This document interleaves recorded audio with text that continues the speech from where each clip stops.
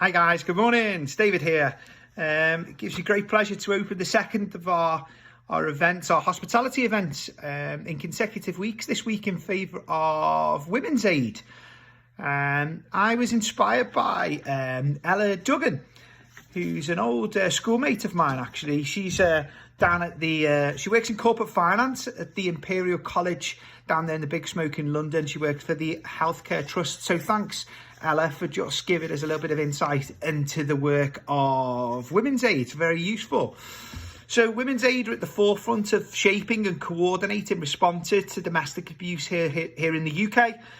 They help survivors, ensuring that women are believed. They know that abuse isn't their fault, and their experiences have been understood and listened to. They call on the government to tackle the causes and consequences of domestic abuse, and they're a federation of over 180 smaller organisations where they've got a range of life-saving services to women and children right across the UK. Your cash this week will support their work out in the local communities to really educate everybody in playing their role to ensure that domestic abuse ends forever. So thank you very much indeed for your contributions this week. Very much appreciated.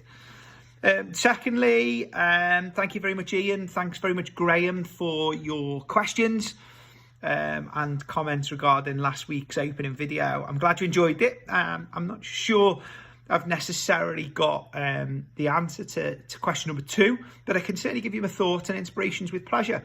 Delighted to, in fact. I think you'll agree that it's been unprecedented the number of times that I've certainly read or heard the word unprecedented in recent weeks, either via email or telephone call.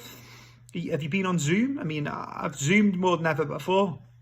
But just to hear the words navigate and climate, flatten the curve, the new normal. I've even heard this week the new normal 2.0. I mean, somebody give us a buzz and just let me know what that is. So in this world of Corona bingo, I just really love to hear what your favourite phrases are for the moment. Share those with me, please, between now and next week. That'd be great. In terms of your question number 1, really, it's about vitality, isn't it? I'm going to refer to a piece of work by Daniel Priestley, who says that the difference between successful people on the planet is not functionality, but it is vitality. So those who've got vitality, just, definitely stand out for the crowd when you meet somebody whose eyes sparkle as they talk about their business, their projects, their hobbies. I think you want to work with them. You want to surround yourself by them. So vitality for me, Graham, definitely trumps functionality. I think I see so many really good functional people, but very few with a full zest for life. I think for this reason, we should do everything in our power to create as much vitality as we can in our personal and business lives. How to do it? There's no silver bullet that works for everybody, but for sure, eat well, exercise, take a break from alcohol. It's really, really helped me continually refine my goals and create purpose and drive. I'm sure it'll work exactly the same for you. So, if you can get out there in nature, even for 5-10 minutes each day, it really is a surefire way to create a little bit of extra vitality. So that's question number 1. Question number 2, there's definitely a period of fear, and I think somebody used the word anxiety this week.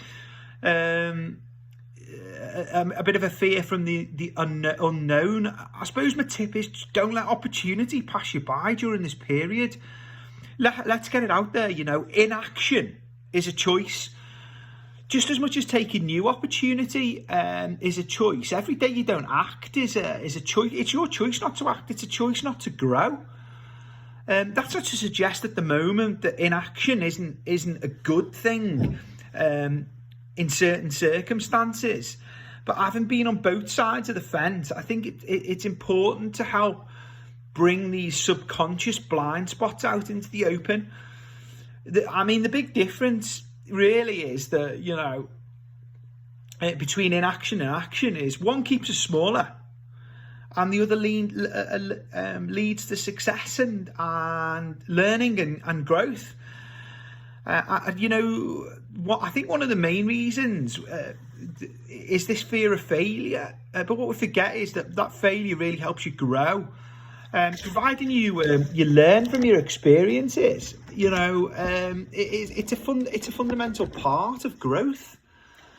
So, and the second point, really, I mean, it's great. The weather's been fantastic. We have experienced a lot of blue sky. You're absolutely right. So I thought I'd just nick that and use that in my final words, if I may. And it's work by Andy Puddicombe. So Andy's the creator of Headspace. And if you don't know anything about his work, look him up. If you need any more information, get in touch. Fantastic way of bringing, you know, more formal discussions into short stories that are easy to understand and easy to translate. And often I think that if they were applied in a formal framework, they'd be somewhat lost. So he talks about mindfulness quite a lot. He talks in his second piece of work, a second book, about, you know, if you imagine your mind is like the sky. Sometimes it's full of clouds, some light and fluffy, others dark and menacing, as in the C-19 times.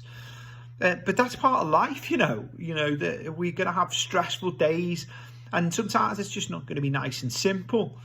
So I think always try and remember that, you know, when navigating through those clouds, that there is some blue on the other side waiting to kind of burst into the space. And your mind's the same. You just need to focus on the fact that there is blue beyond the grey. What's helped me sitting, reflecting, and thinking about what that blue and, you know, may look like the other side. But you know, there's no better tip than just keeping your mind calm. That's really, really important. Keeping your mind calm and planning how you're going to navigate your way through it. So I hope that answers both of your questions, or at least provides a little bit of my insight as to how I would manage those circumstances at the Mo. I'll leave it at that for now. Best wishes out there to a running partner of ours who competed last week, Gower Tan. Gower's out there doing his second marathon of the week down there in London. My goodness me, probably in about 3 hours. I know you've set out on the road a little bit early this week, Gower. I think you've gone an hour earlier just to keep the sun off your skin. Best wishes from us. The work that you do for cancer research is truly remarkable. I mean, you've done it for many, many years now. You're a big inspiration to us. Please share a few snaps later on so I can get them on the feed. It'll be lovely to keep in touch. And, you know, for you guys that want to get involved in events such as these, whether you work in hospitality or out of hospitality, you're more than welcome. Get in touch with me either by telephone in the more traditional format. Zoom, you could Zoom me. Text me, LinkedIn, Facebook, and we'd love to get you involved in the group and have some fun with us. But bye for now. Have a great day. Cheers.